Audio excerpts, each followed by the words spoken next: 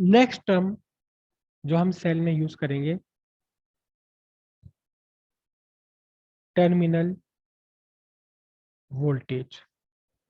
Terminal voltage 3 parameter है cell के, इन तीनों पैरामीटर्स को समझना बहुत जरूरी है। टर्मिनल वोल्टेज क्या है, बहुत ध्यान से समझिएगा।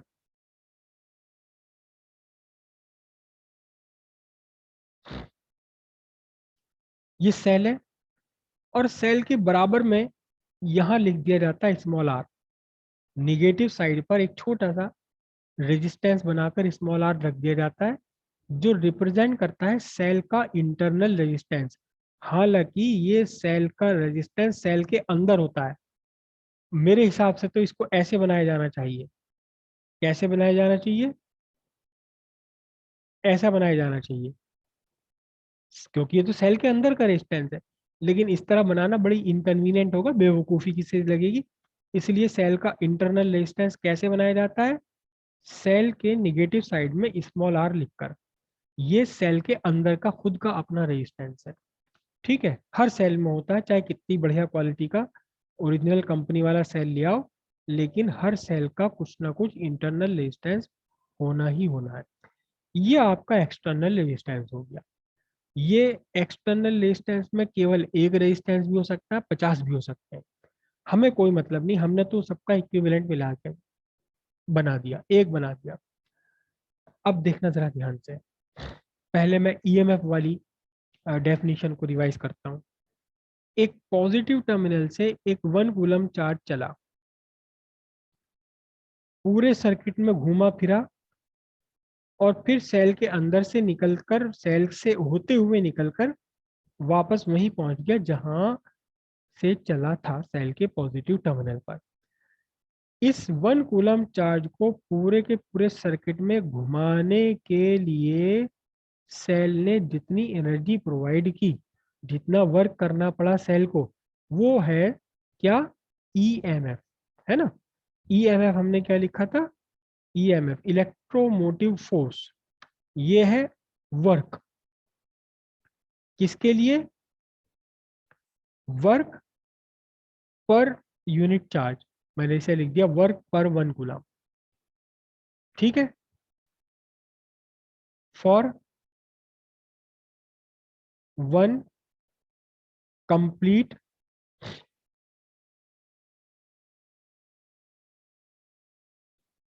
One complete revolution including the cell. हालांकि मैंने यहाँ रिवोल्यूशन वर्ड गलत यूज करा है, फिलहाल इसे समझ लो आप। पूरे सर्किट में चलाने के लिए खुद सेल के सहित जितना एनर्जी दी ईएमएफ। अब टर्मिनल वोल्टेज क्या है, बहुत ध्यान से समझना। टर्मिनल वोल्टेज क्या है? 1 कूलम पॉजिटिव चार्ज चला सेल के पॉजिटिव टर्मिनल से, और एक्सटर्नल सर्किट से पास होते हुए आ गया कहाँ? नेगेटिव टर्मिनल तक। बल्कि एक काम करूं, मैं सेल को दोबारा ही बना लूं, क्योंकि कंफ्यूजन हो जाता है इसमें अक्सर। ये पॉजिटिव, और ये मैंने बना लिया क्या? इंटरनल रेजिस्टेंस सेल के अंदर बना लिया, और ये निगेटिव सेल, निगेटिव टर्मिनल। समझ गए इस बात को? ये सेल के अंदर का, ये पूरा का पूरा क्या है? ये पूरा का पूरा आपका सेल है। सेल है पूरा का पूरा, और ये एक्सटर्नल सर्किट आ गया। तो सेल के पॉजिटिव सिरे से 1 कूलम चार्ज चला, और एक्सटर्नल सर्किट होते हुए सेल के निगेटिव तक आ गया।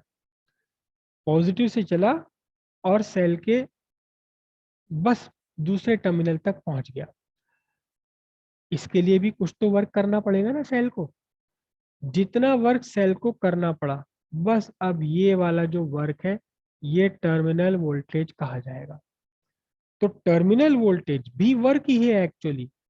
ईएमएफ भी वर्क है, और टर्मिनल वोल्टेज, जो वोल्टेज होता है एक्चुअली जूल पर कूलम, जूल पर कूलम को ही तो हम वोल्ट बोल देते हैं। तो वर्क, टर्मिनल वोल्टेज तो हमेशा वर्क ही है। तो टर्मिनल वोल्टेज क्या है? वर्क डन या एनर्जी प्रोवाइडेड, क्या, बाय द सेल, किस लिए, for the flow of unit positive charge from one terminal, one terminal में भी स्पेशली कौन सा terminal, positive terminal, to the other terminal, कौन सा टर्मिनल, निगेटिव, किसके थ्रू, थ्रू एक्सटर्नल सर्किट, केवल एक्सटर्नल सर्किट में, यानी 1 कूलम चार्ज चला एक्सटर्नल सर्किट से हुआ और वापस सेल से होते हुए यहीं तक आ गया, तो वर्क हुआ आपका ईएमएफ, इस वर्क को कहा जाएगा ईएमएफ, जितना भी वर्क सेल ने किया। लेकिन इस वर्क में से भी वो पार्ट, कौन सा पार्ट, जो सेल ने खर्च किया 1 कूलम पॉजिटिव चार्ज को केवल एक्सटर्नल सर्किट में चलाने के लिए, इसे हम कहेंगे टर्मिनल वोल्टेज।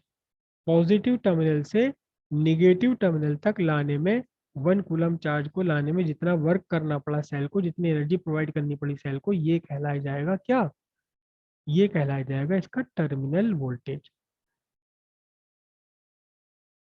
कुछ एनर्जी सेल को खर्च करनी पड़ती है खुद अपने अंदर से चार्ज को चलाने के लिए, क्योंकि सेल भी तो अपना रेजिस्टेंस ऑफर कर रहा है। कुछ एनर्जी खर्च करनी पड़ती है सेल को किस काम करने के लिए, चार्ज को खुद अपने अंदर निगेटिव टर्मिनल से पॉजिटिव टर्मिनल तक चलाने के लिए। तो जितनी एनर्जी सेल को अपने अंदर खर्च करनी पड़ी, अपने अंदर से इस चार्ज को चलाने के लिए खर्च करनी पड़ी, इसे एक नया नाम दिया जाता है, इसे हम कहते हैं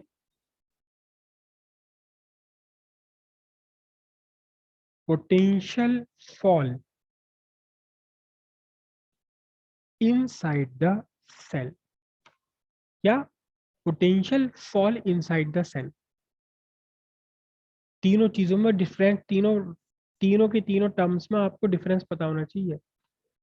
तीनों एक दूसरे से जुड़े हुए हैं। पॉजिटिव टर्मिनल से 1 कूलम चार्ज चला एक्सटर्नल सर्किट में होते हुए, फिर सेल के अंदर से होते हुए वापस पॉजिटिव टर्मिनल तक आ गया। इसके लिए जितना भी सेल ने वर्क किया, एनर्जी प्रोवाइड करी, वो है ईएमएफ। सेल के पॉजिटिव टर्मिनल से चला, सेल एक्सटर्नल सर्किट से होते हुए सेल के नेगेटिव टर्मिनल तक आया 1 कूलम चार्ज। इसके लिए सेल ने जितना वर्क करा, ये है टर्मिनल वोल्टेज। और फिर उसी 1 कूलम चार्ज को अपने अंदर नेगेटिव टर्मिनल से पॉजिटिव टर्मिनल तक चलाने के लिए जितना वर्क करना पड़ा, this is the potential fall inside the cell. तीनों बातें समझ आई। अब बहुत बहुत ध्यान से देखना, 1 कूलम चार्ज चला पॉजिटिव से टर्मिनल से एक्सटर्नल सर्किट में होते हुए, फिर सेल के अंदर होते हुए यहीं तक आ गया, तो आपको वर्क करना पड़ा कितना, कितना वर्क करना पड़ा, सेल को ई करना पड़ा। मैं लिख रहा हूँ इसको, क्या लिख रहा हूँ, मैं यही लिख दूँ इसके सामने ही। मैंने इसे लिखा ई, ईएमएफ रिप्रेजेंट करते हैं ई से। अब इस टोटल वर्क के दो पार्ट हैं। एक पार्ट तो वो जो सेल के पॉजिटिव टर्मिनल से चला चार्ज 1 कूलम एक्सटर्नल सर्किट से होते हुए सेल के नेगेटिव टर्मिनल तक आया, इसे आपने क्या कहा, टर्मिनल वोल्टेज। क्या कहा मैंने इसे, टर्मिनल वोल्टेज वी। अब इसी टोटल वर्क का कुछ पार्ट सेल के अंदर चार्ज को चलाने में खर्च हुआ, इसे हमने क्या कहा, potential fall inside the cell. क्या कहा, potential fall inside the cell. मैं इसे लिख रहा हूं स्मॉल वी। तीनों चीजें लिख दी, तीनों फैक्टर्स लिख दिए, तीनों टर्म्स लिख दिए। Total work done by the cell for moving 1 coulomb charge once round the circuit, एक बार पूरे सर्किट को चलाने के लिए, ये एक टर्मिनल से दूसरे टर्मिनल तक, और ये वाला खुद सेल के अंदर। तो potential fall inside the cell. आप मुझे बता सकते हो, इन रेज योर हैंड्स, कि इन तीनों का मैं कहाँ क्या चीज लगा दूं इनके बीच में कि रिलेशन आ जाए। ये तीनों आपस में रिलेट करने के लिए मैं कुछ लगा दूं बीच में यहाँ इन दोनों के, क्या लगा दूं बता दो। पॉजिटिव टर्मिनल ऑफ सेल से 1 कूलम चार्ज चला एक्सटर्नल सर्किट में पास हुआ और निगेटिव टर्मिनल तक आया, निगेटिव टर्मिनल से सेल के अंदर फिर चल करके पॉजिटिव टर्मिनल तक आ गया। इस पूरे काम के लिए 1 यूनिट पॉजिटिव चार्ज को इस पूरे घुमाने के लिए सेल ने जो एनर्जी खर्च करी वो है ई। इस एनर्जी का दो पार्ट है। एक पार्ट तो वो है जो सेल ने खर्च की एनर्जी 1 कूलम चार्ज को केवल पॉजिटिव टर्मिनल से नेगेटिव टर्मिनल तक चलाने के लिए थ्रू एक्सटर्नल सर्किट, केवल एक्सटर्नल सर्किट में, इसे हमने लिखा टर्मिनल वोल्टेज। बाकी बचा हुआ पार्ट एनर्जी का सेल को खर्च करना पड़ा खुद खुद अपने अंदर से प्रोवाइड चार्ज को पास करने के लिए from negative to positive terminal, इसे हमने लिखा potential fall inside the cell V. तो मैं इनके बीच में क्या क्या लगा दूं कि तीनों आपस में कनेक्ट हो जाए, तीनों आपस में रिलेट हो जाए। प्रियांशु, सौरभ, सुचित।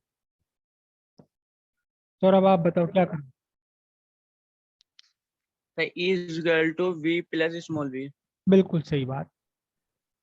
ये टोटल एनर्जी है, ये एक्सटर्नल सर्किट में काम आने वाली एनर्जी, और ये सेल के अंदर की एनर्जी। तो V is equal to E is equal to V plus small v। अब मैं अगर ये कहूं कि इस सर्किट में करंट चल रही है I और खुद इसका अपना इंटरनल रेजिस्टेंस है R, तो ये जो स्मॉल v है इसकी वैल्यू कितनी होगी बता सकते हो क्या आप? Simple Ohm's law.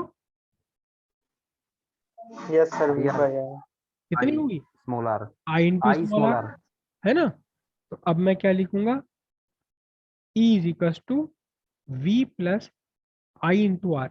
हालांकि हम इसे भी हम आई इंटू कैपिटल आर लिख सकते हैं, इसे भी आई इंटू कैपिटल आर लिख सकते हैं, लेकिन उसे जरूरत पड़ने पे लिखेंगे। और देखना एक बहुत ही प्यारा यहाँ एक रिलेशन बन जाता है, E is equal to V equals E minus I R. ये बहुत ही काम का रिलेशन है जिसे हम बार बार यूज करेंगे। V is equal to E minus I are.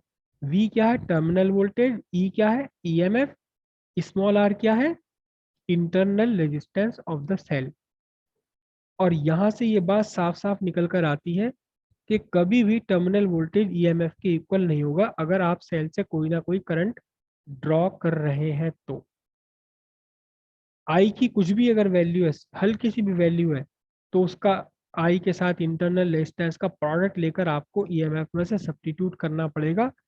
इसलिए terminal voltage is always less than the EMF of cell. Terminal voltage is always less than the EMF of cell. आगे हम इसे और डिटेल में कल डिस्कस करेंगे।